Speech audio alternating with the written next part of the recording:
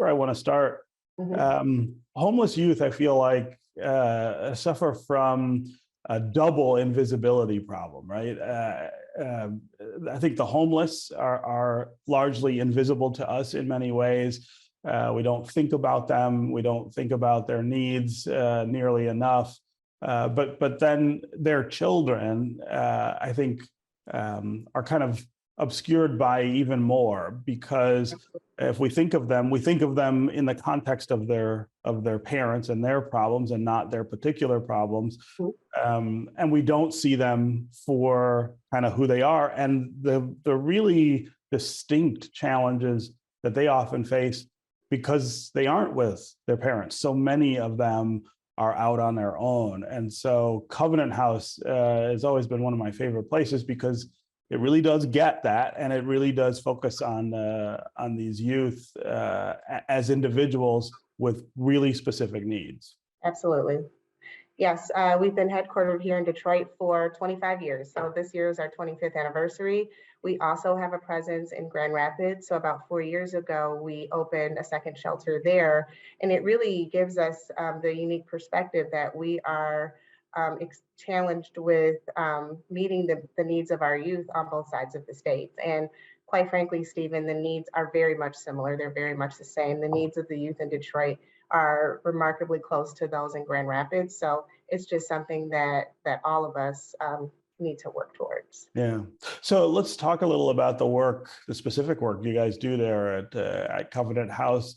Where do kids come to you from, and what are some of the things that you find when they come to you? What do the needs look like? That's a great question. It's really interesting. The data is showing us, because we really are a data-driven organization. So quarterly, we create these reports, and it really helps us drive our work. So the data is suggesting to us that, at least in the last year, almost a third of our youth are coming through the foster care system. So once they age out, they hit their 18th birthday, the state, sends youth where, different places that they need to go. So about a third of our youth come here directly from the foster care system. To your point earlier, many of our youth, their parents or parent or guardian are also experiencing some form of homelessness. So it's, they come to us from a myriad of reasons. Many of them come to us having experienced some pretty extraordinary trauma, and also have, some challenges when it's related to mental and behavioral health. So we accept all of them. We ensure that the first thing that they feel here at Covenant House is that it is a place of peace, because for many of them, they are coming from the exact opposite of that. So we want to make sure that they feel safe, that they feel at peace, and then we get into everything else. Yeah. I also want to talk about mental health, because I know that at Covenant House, you're really focused on the mental health of homeless youth, and it's a huge part of what they present as needs when they show up there. Exactly. So the last data that I reviewed, over 60% of our youth are self-reporting that they have some sort of mental or behavioral health challenge. And so that number is sharply up. It doesn't necessarily mean that it wasn't always there. I think that the stigma around behavioral and mental health challenges is changing, and the perception around that. And so it's a lot, I feel that people in general, particularly youth, are a lot more open to saying, hey, I'm having a mental health problem here. I am experiencing high amounts of anxiety. Here are my triggers. They're very, very direct about that now, which we appreciate. It helps us, in fact, do our work a lot better. So in my role, when I am seeing that sort of data, it's telling me, hey, I need to go out, build more partnerships, raise more money so we can hire more social workers and therapists and those that can address those needs from a mental and behavioral health standpoint immediately. There's lots of other programs that we provide, but before we can even enroll someone in a jobs training workforce readiness program, we have to make sure that they're stable. So that is, the number is alarming. Yeah.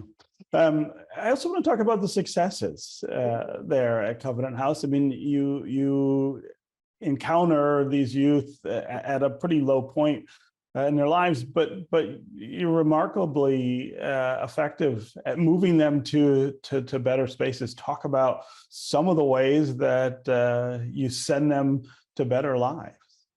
Those are the real bright spots. And, your question is so timely because just yesterday I was in Grand Rapids and I had the opportunity to walk one of the young ladies out that has been with us since September. And she was crying, the staff was crying. It was good tears though, because she had come to us. Again, she had been with us since September. In that time, she was able to finish her GED. She has been able to secure a job and she was able to secure her own apartment with a low-income housing voucher. So those are the kinds of stories that we love to see because this work in our mission, this work in human services is incredibly heavy. So when we are able to experience those sorts of stories, that gives us all the fire to say, okay, let's go out and let's do it more. Our data is telling us that the longer that our youth are with us, the better their success rates are. So we see much more transitions to stable housing, better opportunities for them to not just get a job, but to get on a career path.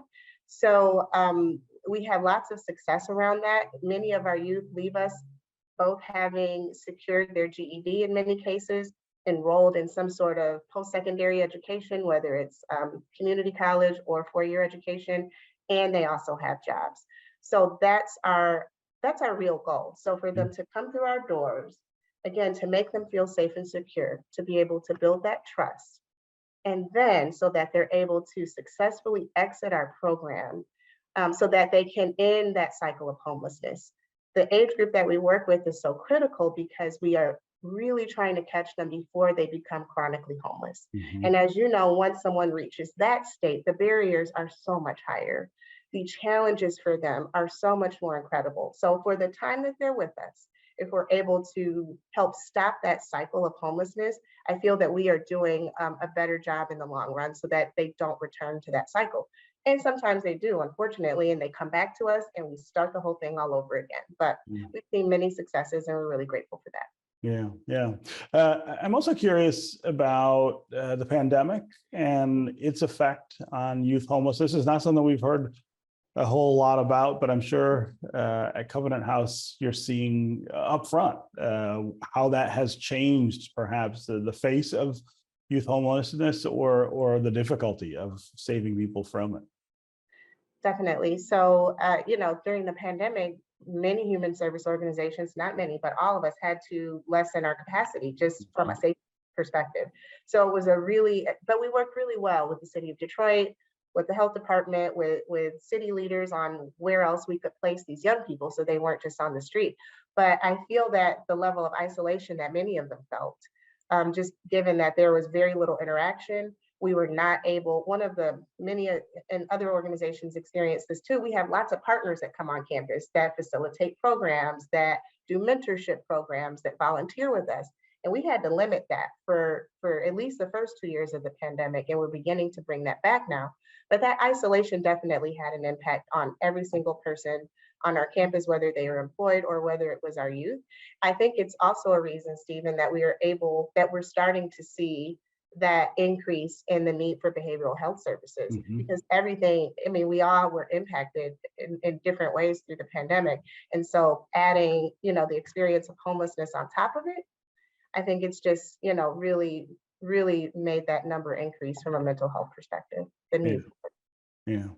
Well, again, congratulations on the new post and on 25 years for Covenant House. It's such a vital organization here in the city and in Grand Rapids. And thanks for joining us here on American Black Journal. Glad to be here. Thank you so much.